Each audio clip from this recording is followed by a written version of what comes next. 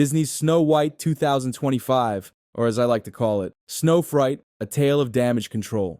The House of Mouse has been stumbling through PR disasters lately, but this one might just take the poisoned apple.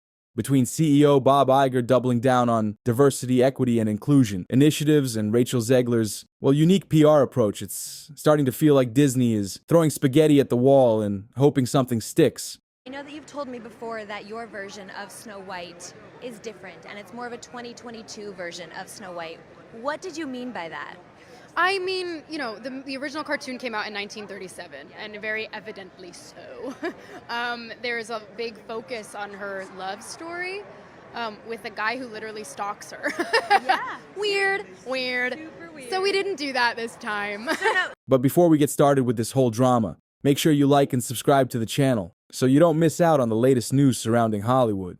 Disney, bless its stubborn heart, isn't known for backing down. This is the same company that owns ABC, Home to the View, Jimmy Kimmel Live, and other programs that thrive on drama.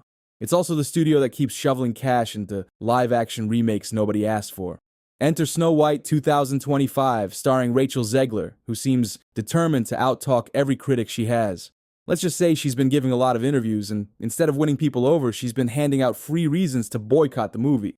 And speaking of PR moves, Disney's strategy here is, let's call it questionable. They've reportedly cut millions from the marketing budget and scaled back Rachel Zegler's public appearances, canceling her scheduled spots at the Oscars, Thanksgiving specials, and even New Year's Eve events. It's like they're trying to make her disappear before the movie even drops. Now, let's talk about Rachel Zegler, who's been pulling out every card in the How to Alienate Fans playbook. First, she claims that critics of the movie are just pretending to be fans of Disney's original Snow White or the Brothers Grimm tale. According to her, these so-called posers are attacking the film because they can't handle the idea of a modern, powerful woman.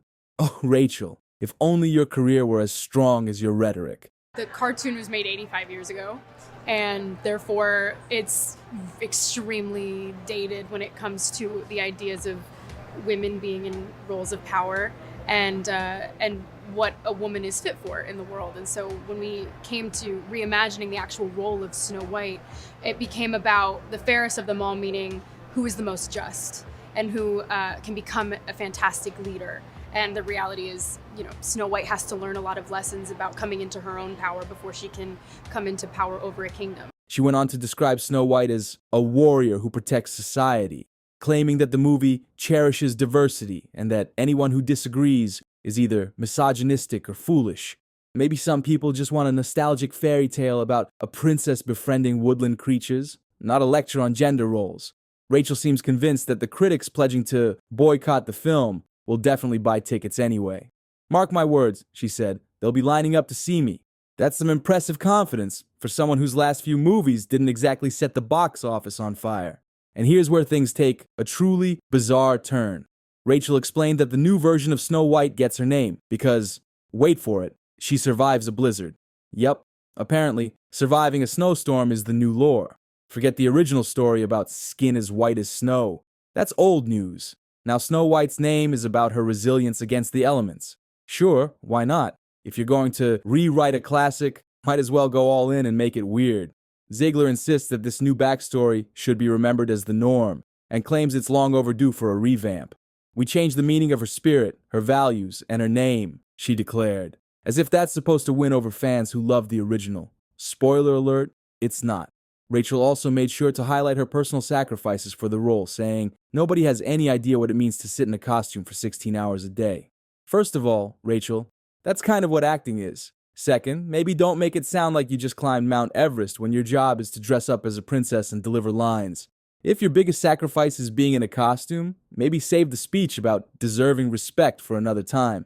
And then there's her dig at toxic men and women who, according to her, are spreading negativity about the movie. It seems Disney has reduced the role of Rachel Zegler in their upcoming inevitably doomed Snow White live-action remake. After Rachel Zegler publicly tried to send all of her cronies after Gina Carano and cancel her, it seems that Rachel Zegler is getting canceled herself. Apparently, Disney hired a child actor to come in and play a younger version of Snow White, so that way the child actor could take screen time away from Rachel Zegler. Because of all of Rachel Zegler's actions and comments on social media, it seems that Disney wants to distance themselves. And honestly, if they didn't already announce that she was going to be in the role of Snow White, they probably would have recast her altogether. Rachel framed the backlash as some grand conspiracy to undermine powerful female roles. While I'm sure some trolls exist, the bigger issue seems to be that audiences just aren't vibing with the changes to the story. Meanwhile, Disney is clearly in panic mode. They've reduced the number of TV spots and appearances for Zegler, suggesting they're bracing for a less than magical opening weekend. And honestly, who can blame them?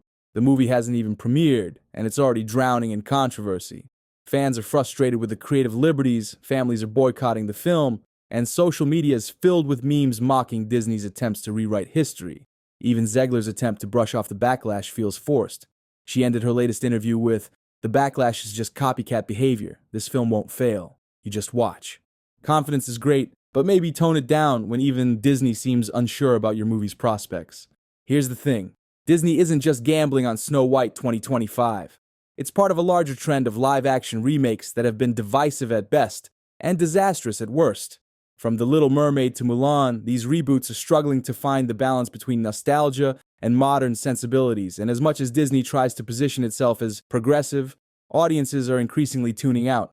At some point, you'd think Disney would realize that storytelling, not agendas, is what makes their classics timeless.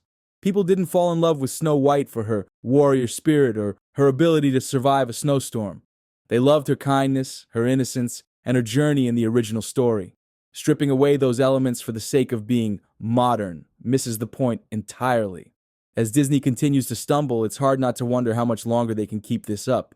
Snow White 2025 seems destined to follow the path of other recent flops, and Rachel Zegler's PR disasters aren't helping. If Disney wants to rebuild its brand, it might need to take a step back and reevaluate its priorities. In the meantime, we'll keep an eye out for that next trailer, which is set to drop in February.